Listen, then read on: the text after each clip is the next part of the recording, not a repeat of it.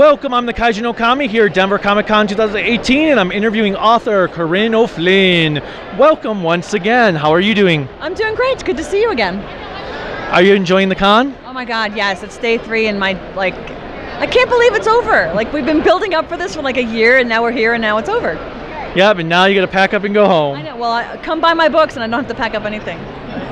Have you seen any good cosplays that really stuck out to you this weekend? Yes, there was a Victorian Harley Quinn and Joker walking around. That she has this ginormous wig that's out like this, and like everything down to her, like her necklace and the buckles on her shoes, were absolutely perfect. Both of them. That sounds Fantastic. Really awesome. Yeah. I saw it. It was cool. It was Doctor Strange. It was a father dressed up as Doctor Strange. He's walking, and his daughter was the cloak. So it was meant to be like the cloak was just following him along. That's awesome. That's so creative. I saw the Hogwarts Express, a bunch of people wearing the train cars, and they're just walking along in a line, like looking like the big train. And then yesterday I also had outside a Captain America was on his motorcycle getting ready to leave, and 2 Mario Kart cosplayers came up with their like box carts, so they just did like a fake race for a moment. So he let them go, and then he just drove his bike just before he hit the crowd. That's funny. Yeah, it's so much fun. I think that's one of the best things about Comic-Con is that everybody's just letting down their guard and nobody's judging and everyone's having fun. I think it's fantastic.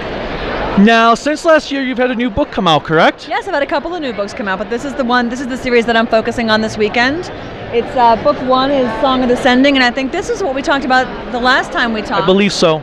Unless it was my ghosts over here. But book 2 is the most recent one. It's called Promise of the Scholar, and book 3, Soul of the Sword, comes out in a couple months.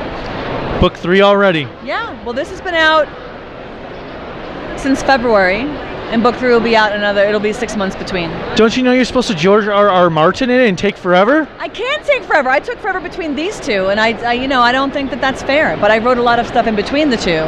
But I want to finish my series. There's a lot of people waiting for this to be done, so I'm ready to do it. And how many books is this one going to be again? This one is a trilogy. This is only going to be 3, and then my other stuff is going to be expanding into whenever it's done. We haven't really nailed that one down to a size. Have you had any characters that have done it that you wrote in book 2 that suddenly you weren't sure you were going to do much with overall, and they took you by surprise and you just kept going with them? Yes, I have actually, and what's happening is because the story is still, it's first person, so it's his journey through the story.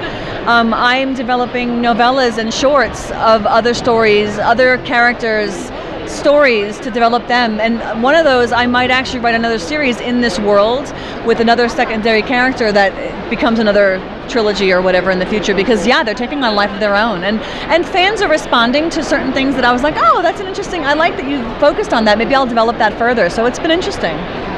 Now, one thing that I've seen a lot of authors doing recently, that they'll team up with like a comic book artist and have like a comic book adaptation graphic novel of their work, which also helps like kids who might not be able to read very well. Have you ever considered doing something like that as well? You know what? I've never heard of that before, and as you're saying it, I'm like, oh my God, that would be awesome. So one of my kids had struggles with reading with vision stuff when he was younger, and comic books were the thing because the words were only like 2 inches, like it was only a 2-inch span that he had to move. But he's a huge prolific reader now. I would love to explore doing a graphic novel version of my stuff. Absolutely. Yeah, it's like James Patterson's been doing it with Maximum Ride, and Odd Thomas is now graphical. Yep. And then I want to say Corilla Coquino's her name is Shirley Kenyon. I want to say she's been doing it. She even just came out with an adult coloring book that was on her characters that people could buy and color the characters the way they wanted them to look. That's awesome. No, I'm gonna look into that. So next year you'll be like, hey, I gave you that idea. I want 5% of the proceeds and the finder's fee. The Kaiju no Kami fees and movie rights and you want all that. You want that. Okay, then I'm going to change my mind. I'm not prepared. You will be. You will be. You shall not pass. What social media links can people find you at? I'm everywhere.